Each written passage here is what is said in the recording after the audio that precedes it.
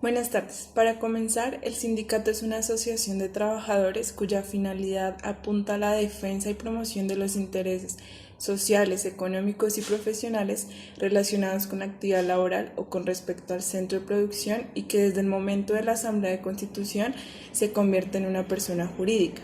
Principalmente se debe tener en cuenta que este derecho de asociación es un derecho de rango constitucional, el cual se encuentra contenido en el artículo 39 de la Constitución Política de Colombia.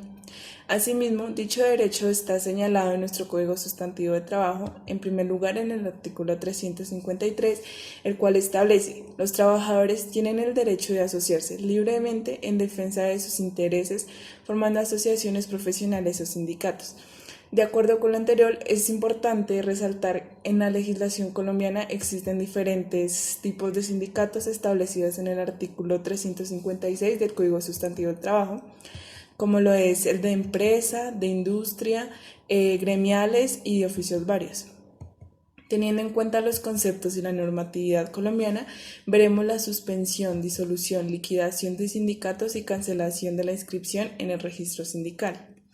La Constitución y el convenio suscrito en la Organización Internacional del Trabajo explícitamente se refieren a la imposibilidad de imponer por autoridad administrativa las sanciones de suspensión o cancelación de personería jurídica a las organizaciones sindicales. En atención a ello, el artículo 52 de la Ley 50 de 1990 establece expresamente dicha competencia en cabeza de la rama judicial, con lo cual no se está violando ningún precepto constitucional o supraconstitucional.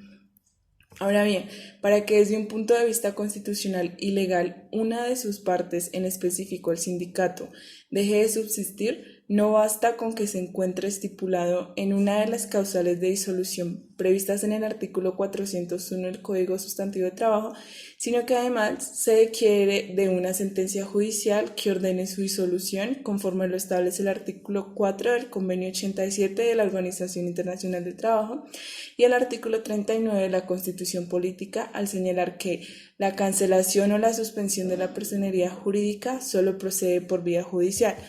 Esto significa que hasta tanto no exista una providencia judicial ejecutoriada, la organización sindical conserva su personería jurídica y por tanto su capacidad para ser sujeto de derechos y obligaciones y efectuar actos con trascendencia para el derecho. Bueno, ahora yo les voy a hablar un poco acerca del artículo 380, el cual nos habla acerca de las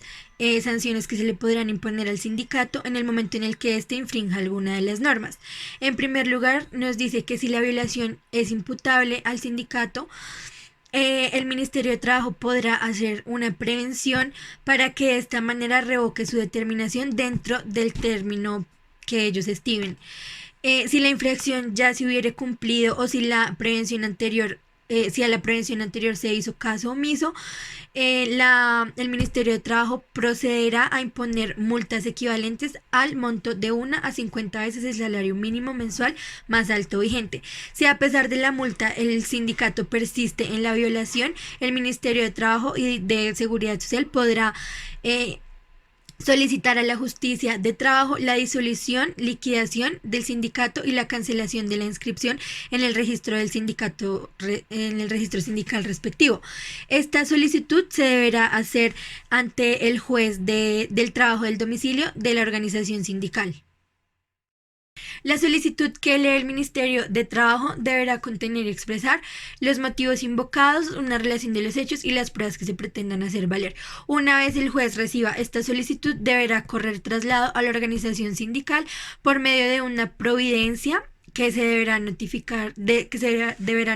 personalmente. Si no se puede hacer esta notificación personal, el juez deberá, dentro de los 5 días siguientes, enviar una comunicación escrita al lugar del domicilio de la organización sindical,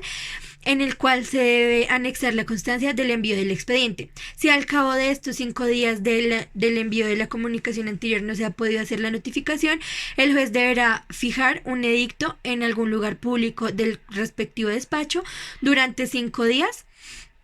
el comunicado y en el cual al finalizar los 5 días entenderá surtida la notificación. Una vez notificada la organización sindical, tendrán 5 días para responder para contestar la demanda y presentar las pruebas que consideren pertinentes. El juez, al finalizar este término, el juez tendrá 5 días para tomar una decisión, la cual será apelable en efecto suspensivo. Luego de esto, el expediente pasará al Tribunal Superior del Distrito Judicial, el cual deberá decidir de plano durante los 5 días siguientes, y contra la decisión de este tribunal no cabrá ningún recurso.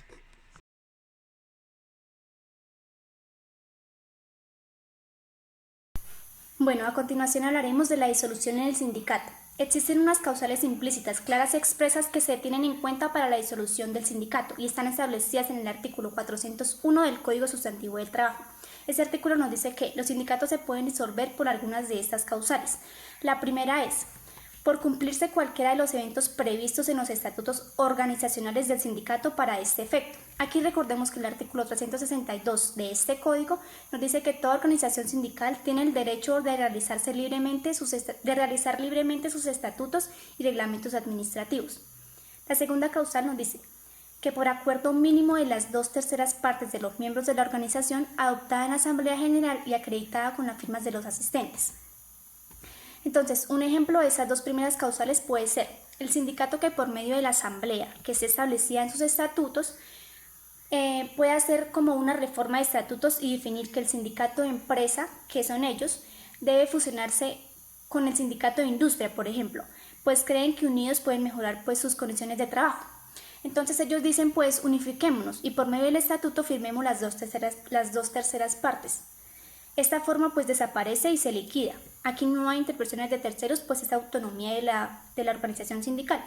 Recordemos que la liquidación procede una vez los sindicatos incurren en alguna de las causales que estoy citando, que están en este artículo. La tercera causal es por sentencia judicial. La cuarta causal es por reducción de los afiliados a un número inferior a 25 cuando se trate de sindicatos de trabajadores. Pues recordemos que pues en las clases también hemos visto que el número mínimo de afiliados al sindicato debe ser de 25. La quinta causal es un ordinal adicionado por el artículo 56 de la Ley 50 de 1990, que dice que en el evento de que el sindicato, federación o confederación se encontrara en curso en una de las causales de disolución, el Ministerio de Trabajo y de la Seguridad Social o quien demuestre tener interés jurídico podrá solicitar ante el juez laboral respectivo la disolución y la liquidación del sindicato y la cancelación de la inscripción en el registro sindical.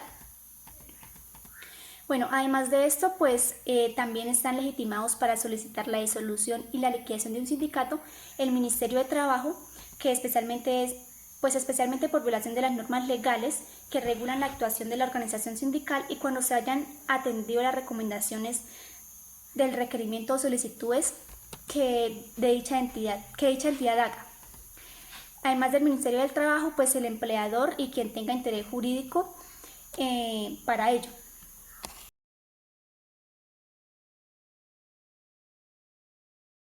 Por otro lado, haré referencia a la liquidación del sindicato que se encuentra consagrado en el artículo 402 del Código Sustantivo del Trabajo.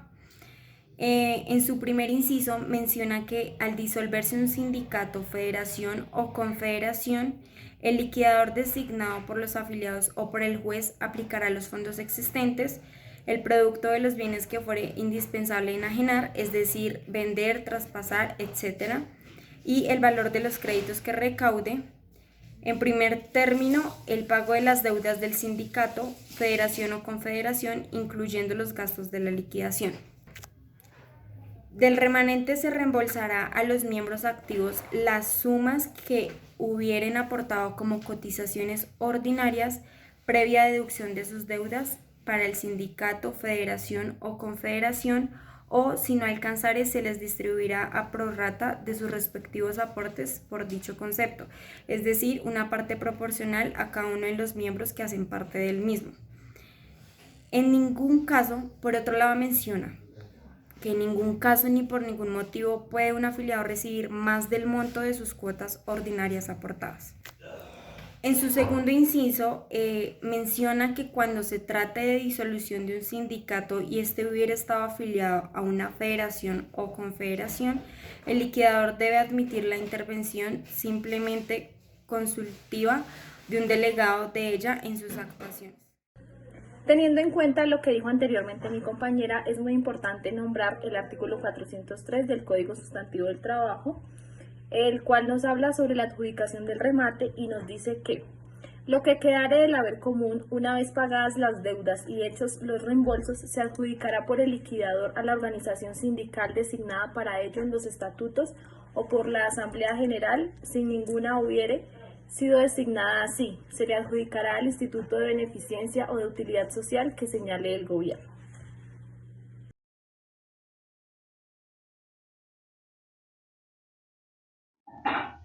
La cancelación en la inscripción en el registro sindical se encontrará estipulada en el artículo 380 del Código Sustantivo del Trabajo, en la cual se expresa las solicitudes de disolución, liquidación y cancelación de la inscripción que se deben formular ante el juez de trabajo. Bueno, la solicitud que eleve el Ministerio de Trabajo debe expresar los motivos invocados y asimismo tener una relación entre los hechos y las pruebas que se pretendan hacer valer. Una vez realizada y recibida la solicitud, el juez a más tardar al día siguiente tiene que ordenar correr traslado, lo que quiere decir que debe entregar una copia de la demanda tanto a la parte demandada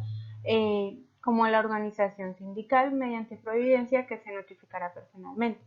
También existe una imposibilidad de notificación personal del autoadmisorio